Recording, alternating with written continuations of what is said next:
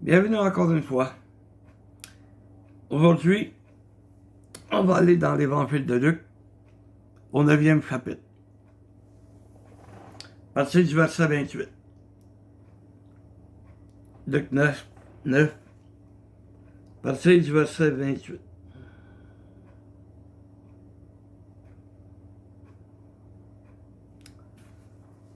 Environ 8 jours après qu'il lui dit ces paroles, Jésus prit avec lui Pierre, Jean et Jacques. Et il monta sur la montagne pour prier.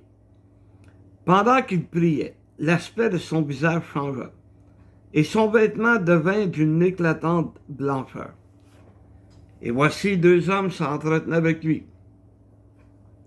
C'étaient Moïse et Élie, qui, apparaissant dans la gloire, parlaient de son départ qu'il allait accomplir à Jérusalem. Pierre et ses compagnons étaient appesantis par le sommeil, mais, s'étant tenus éveillés, ils virent la gloire de Jésus et les 2 hommes qui étaient avec lui. Bon. Pierre, Jean et Jacques, que Jésus a pris avec lui. Il les a emmenés sur la montagne pour prier. Mais ils commençaient à être fatigués. Mais ils ont été témoins d'une chose formidable. Ils ont été témoins de la gloire de Dieu. Moïse, Élie, Jésus, les 3 s'entretenaient. Mais Jésus, son visage avait changé. Il est devenu d'une éclatante blancheur. C'est sûr que ça a impressionné les apôtres. Ils étaient fatigués. Ils étaient sur le point de s'endormir. Mais ils sont restés éveillés et ont été témoins de la gloire de Dieu à travers ces 3 hommes. Jésus, Moïse et Élie. Et Pierre a voulu les retenir. Il a dit, on va dresser 3 tentes. Non. Ils sont venus s'entretenir avec moi. Certainement avec des mots d'encouragement, sachant que Jésus s'en allait à Jérusalem et qu'il allait être fait prisonnier et qu'il allait être condamné à mourir sur la croix. D'après moi, ils ont commencé à lui donner un peu d'encouragement parce qu'ils savaient ce qui l'attendait. Les souffrances, mais après ça, la gloire. Et le but du message aujourd'hui, c'est il faut se tenir éveillé. Parce qu'on va manquer, on va rater des belles choses. On va pas rien que manquer la gloire de Dieu.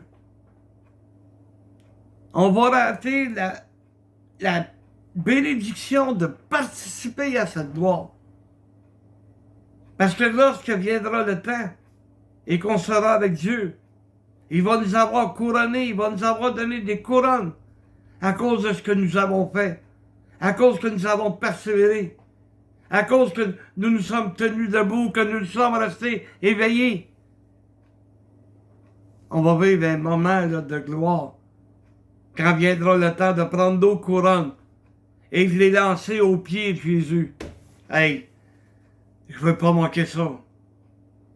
Je veux pas manquer ça parce que si Dieu me donne les couronnes, c'est parce que je l'aurais mérité.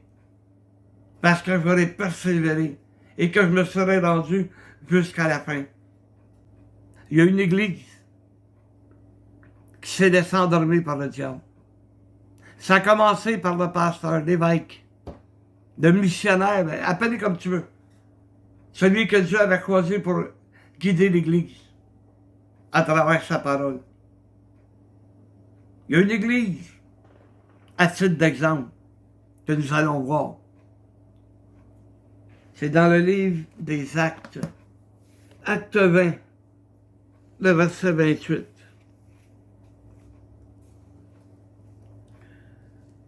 Prenez donc garde à vous-même et à tout le troupeau sur lequel le Saint-Esprit vous a établi évêque pour paître l'Église du Seigneur, qui s'est acquise par son propre sang. Je sais qu'il s'introduira parmi vous après mon départ des loups cruels qui n'épargneront pas le troupeau, et qui s'élèvera du milieu de vous des hommes qui enseigneront des choses pernicieuses pour entraîner les disciples après eux. Veillez donc vous souvenant que durant 3 années je n'ai cessé, nuit et jour, d'exhorter avec larmes chacun de vous. Paul s'adresse à l'église d'Éphèse, une église qui a été établie selon la parole de Dieu. Et même l'apôtre Paul est resté 3 ans avec eux autres. Il a eu le temps de les enseigner en masse. Mais quand tu regardes le livre d'Éphésiens, tu t'aperçois que Paul a enseigné pratiquement, il a parlé pratiquement de toutes les choses que l'on devrait faire. Et c'est dans le livre d'Éphésiens, justement, qu'on trouve les armes que le chrétien devrait porter. Parce qu'il y a des combats à faire. Et l'apôtre Paul est en train d'encourager ceux qui guident l'Église, les pasteurs, les missionnaires, les évangélistes. Appelle-les évêques si tu veux. Ce sont des hommes qui sont là pour s'adresser à l'Église et leur montrer quelle est la volonté de Dieu. Mais on oublie. Ils ont oublié. Et si vous regardez dans le livre de l'Apocalypse, au 2e chapitre, c'est terrible.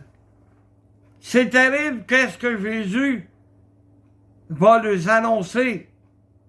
Parce que justement, ils ne sont pas tenus réveillés.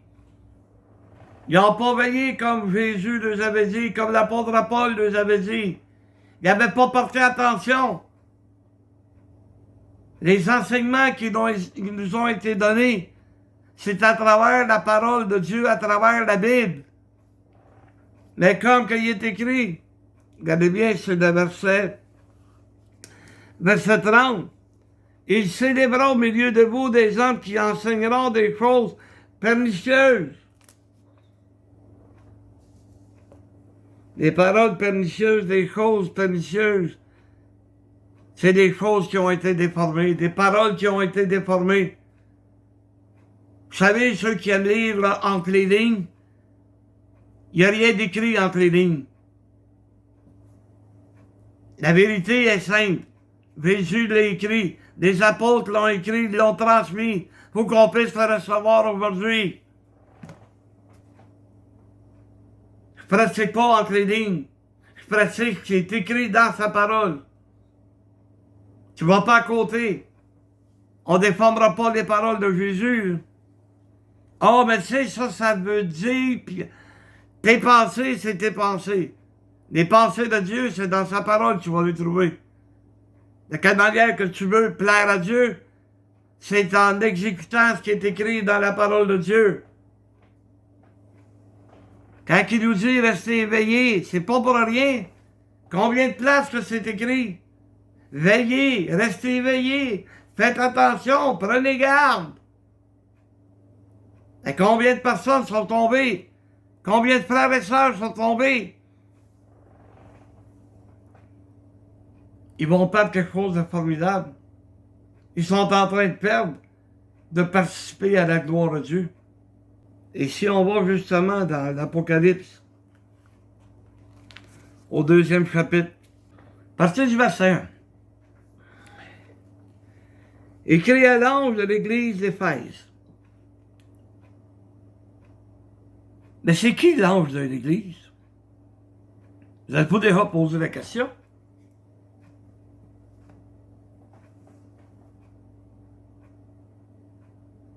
L'ange de l'église, c'est qui? C'est un ange qui descend du ciel, avec des grandes ailes. Pourtant, les gens d'Éphèse nous l'auraient écrit si ça avait été un phénomène de même. Et l'apôtre Paul avait justement averti l'église de Galate que si un ange, même chez nous-mêmes, on vous apporterait un autre plan de salut, qu'il soit le anathème. Alors, c'est qui l'ange de l'Église? Un ange, c'est un messager. Et le messager de l'Église, appelle-le comme tu voudras. Évêque, pasteur, évangéliste, missionnaire, peu importe. C'est celui qui conduit l'Église à travers la parole de Dieu.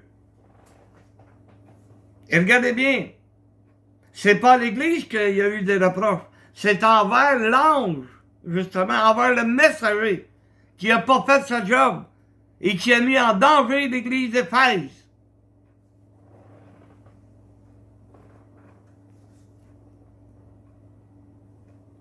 Voici ce que dit celui qui tient les 7 étoiles dans sa main droite, celui qui marche au milieu des 7 chandeliers d'or.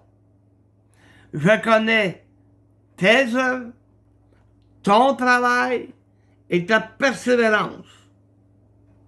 Si c'était adressé à l'Église, il aurait dit, je connais votre travail et votre persévérance.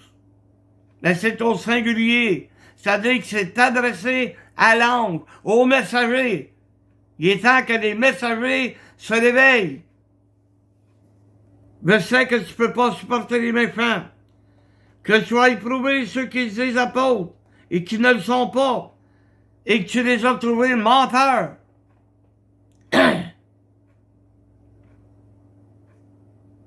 J'arrête pas, excusez-moi, de dénoncer des faux apôtres.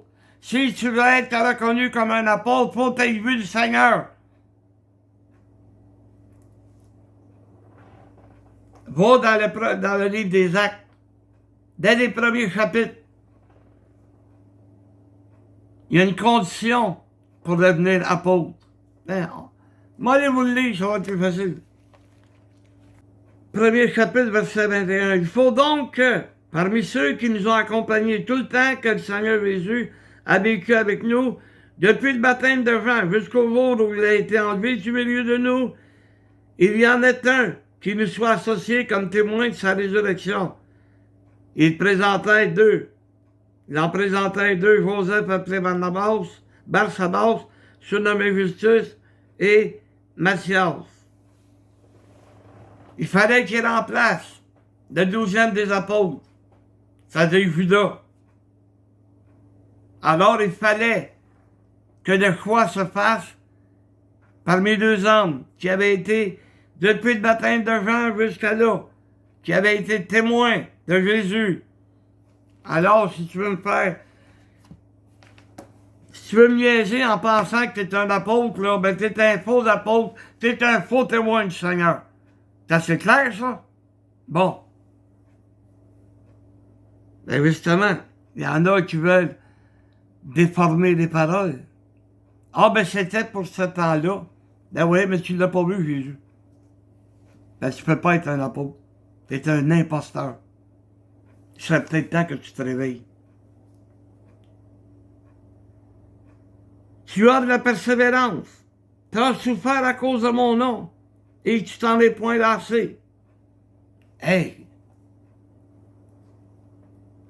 Il m'en donne des qualités, là. Il m'en nomme des qualités.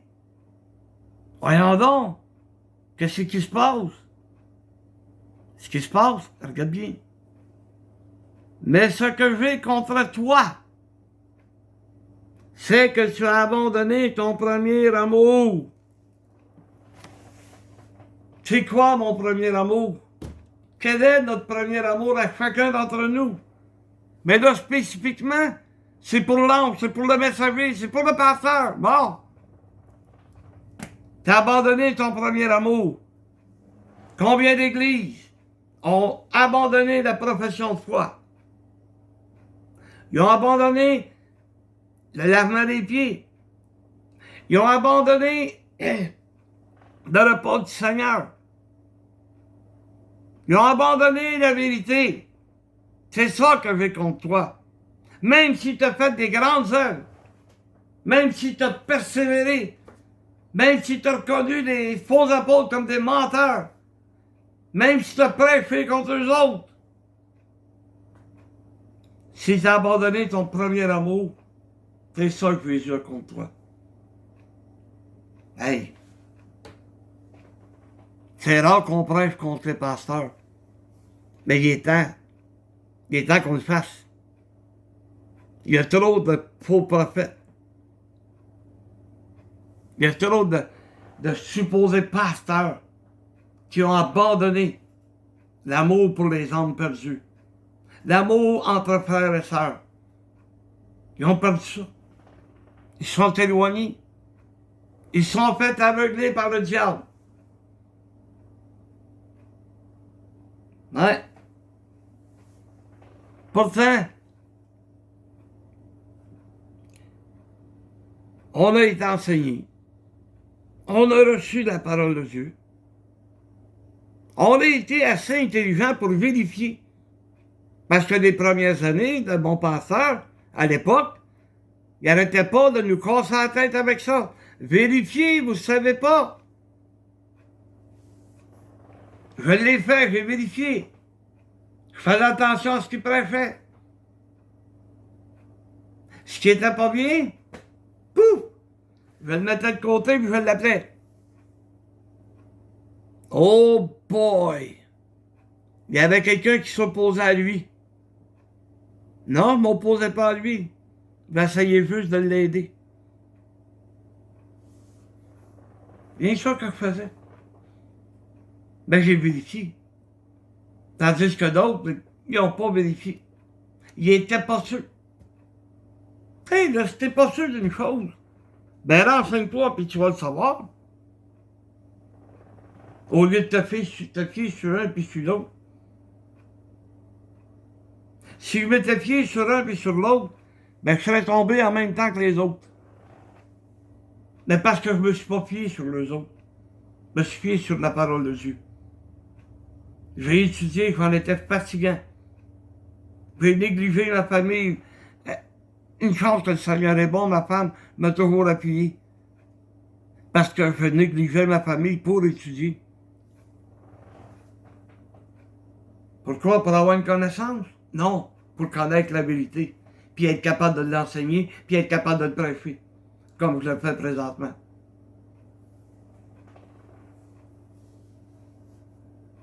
Le Seigneur peut me reprocher que je suis un pécheur. Mais il ne pourra pas me reprocher que je vais essayer de conserver la vérité. Que je vais essayer de l'enseigner. Que je vais enseigner sa parole avec vérité. Après avoir vérifié si le texte était bon. Après avoir vérifié si ça faisait partie de la doctrine du Seigneur. Ceux qui me connaissent le savent. J'ai étudié pendant des années. Ça fait 40 ans. Et je pense que je connais assez la doctrine. Vous savez, on ne peut pas se baser sur un seul verset.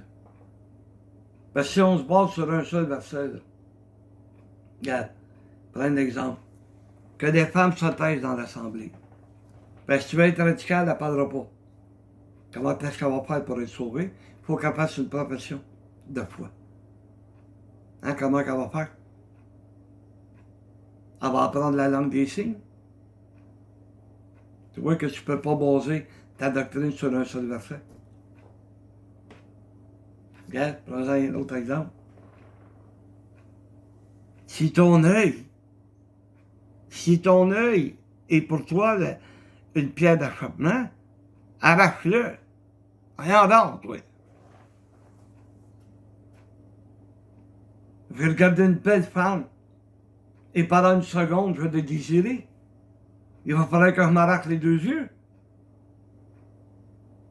Tu vois que ça n'a pas de logique, là. Mais si tu y vas selon la doctrine de Christ, selon l'enseignement du Seigneur, emmené par la suite par l'apôtre Paul, dans le livre de 1 Corinthiens, où ce qui compare le corps de Christ à un corps humain. Tu ne peux pas dire à l'œil, je n'ai pas besoin de toi. Tu ne peux pas dire à ta main, je n'ai pas besoin de toi. Si c'est une pierre d'achoppement pour l'Église, bien on va le mettre de côté, jusqu'à temps qu'il réalise et qu'il se répande. Après ça, on va le ramener dans l'Église.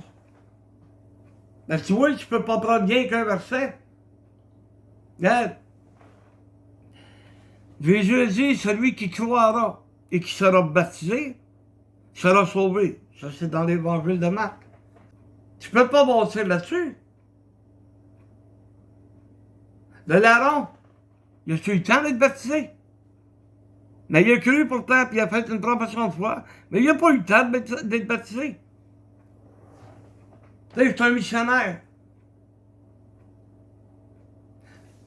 Si je vais quelque part où il n'y a pas d'église, et qu'il y a quelqu'un qui accepte le Seigneur, ben, il est sauvé. Mais si je ne peux pas le baptiser, il va être sauvé pareil. Voyons. Réveillez-vous, les pasteurs. Là. Réveillez-vous, les missionnaires. Nous sommes là pour le premier amour que le Seigneur nous a donné. Les âmes perdues. C'est vers ces âmes-là qu'il faut qu'on aille. C'est pas en restant chez nous qu'on va aller vers eux autres. Tu auras beau avoir les qualités que tu voudras. Mais si tu as abandonné l'amour du Seigneur, t'es fait. Hey, regarde comment je te joue. Excusez-moi. Comment Jésus va loin. Verset 5. Souviens-toi donc d'où tu es tombé. Repens-toi et pratique tes premières œuvres. Sinon, je viendrai à toi et j'ôterai ton chandelier de sa place, à moins que tu ne te repentes. Chandelier, c'est ce qui éclaire. Nous sommes là pour éclairer l'Église, comme un chandelier. Mais de quelle manière on peut devenir un chandelier? De quelle manière le pasteur est un chandelier pour l'Église? Parce que il y a le Saint-Esprit pareil comme les membres de l'Église. Il y a le Saint-Esprit qui l'éclaire pour amener le message que Dieu veut qu'on emmène. Hey, il lui reproche, t'as abandonné ton premier amour. Repens-toi et pratique tes premières œuvres. Hein?